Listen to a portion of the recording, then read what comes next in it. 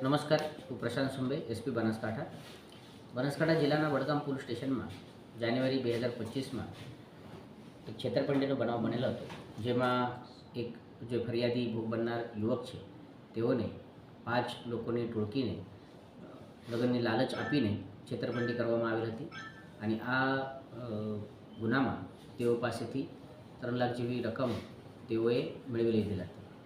Vadgam police સ્ટેશનના PI અને અન્ય સ્ટાફ દ્વારા સારી રીતે આ કેસનું ઇન્વેસ્ટિગેશન કરવામાં આવેલું હતું અને આમાં 2,51,000ની રકમની રિકવરી પણ કરવામાં આવેલી હતી.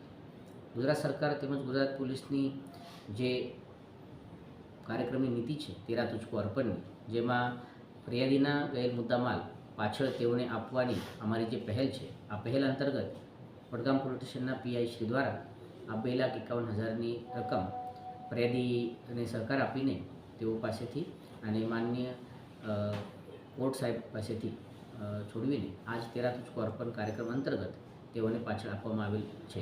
મારે આપ સૌના માધ્યમથી તમામને વિનંતી છે, આ પ્રકારના કોઈ પણ બનાવ આપના સાથે બને તો તાત્કાલિક પોલીસને સંપર્ક કરજો.